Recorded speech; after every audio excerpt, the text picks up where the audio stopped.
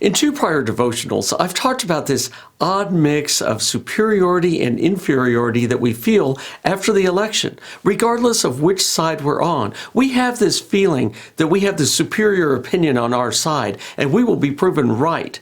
And yet, the other side makes us feel inferior. They stereotype us, they vilify us, they think we're stupid. Again, this is regardless of which side you're on. Now, in my previous devotional, I showed how we can address superiority feelings with the Christian virtue of humility. Now, how can we address these feelings of inferiority? I prescribe a strong dose of the love of God using principles from my new video lesson series, Live Like You're Loved, in this Practical Faith devotional from Cecil Taylor Ministries. This devotional has three parts. First, I want to talk about how feelings of inferiority can affect our view of our value and worth. Secondly, how those feelings can cause us to behave. And then finally, how the remedy of God's love can tangibly restore our value and worth again. Now, I feel like these feelings of inferiority in general come from how the world treats each of us. In her hit single, You Say, Lauren Daigle summarized how that works. I keep fighting voices in my mind that say I'm not enough. Every single lie that tells me I will never measure up. Am I more than just the sum of every high and every low? Remind me once again just who I am, because I need to know. Feelings of inferiority can come from inside, from our upbringing, from negative self-image. And those feelings can also come from the outside, from the way we are treated by others, such as among our political opponents. Have you experienced feelings of inferiority, either from inside or outside? What specific experiences have you had recently? What do those feel like? Please chime in with some comments below the video, whether you're watching on YouTube or on Facebook. Now, these events that tell us we are inferior affect our perception of our value and worth.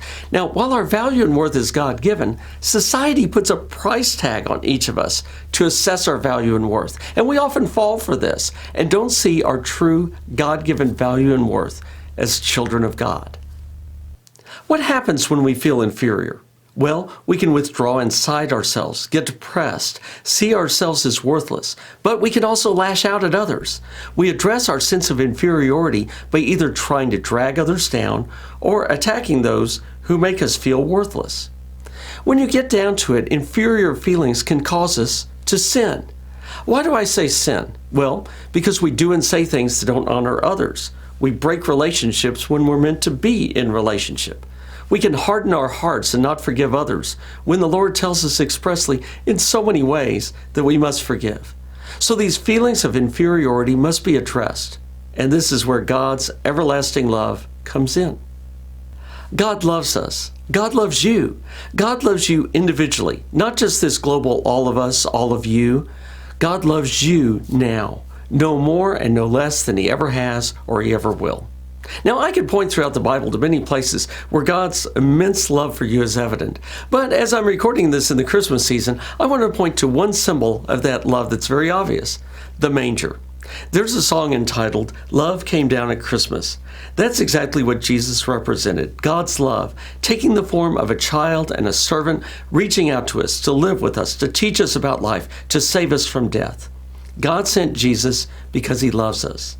The love of Jesus isn't just available to all, it's available to you personally. In my new video lesson series for small groups, Live Like You're Loved, available on CecilTaylorMinistries.com, I talk about a recent time when I didn't feel very loved by some people who are close to me. Instead, I felt mistreated and disrespected. In frustration, I finally had to turn to the source of love. People will let you down, but God doesn't. And I prayed for God to love me, to help me feel my value and worth again, to take away my feelings of inferiority. And I'm happy to say that God started that process then and there. But there's one more thing. When I felt the love of God, I also realized I needed to forgive these people. Now, admittedly, that process took longer, but the love of God is not meant just for our own value and worth, but also for the value and worth of others. As this is Christmas week, I wish each of you a merry and blessed Christmas, and a happy New Year while I'm at it, as I'll take a holiday week. I'll resume devotionals on January 6th and begin a monthly podcast series on January 21st. I say all of this, Lord willing, because as I've stated, my 2020, especially the second half, was out of control due to family health issues.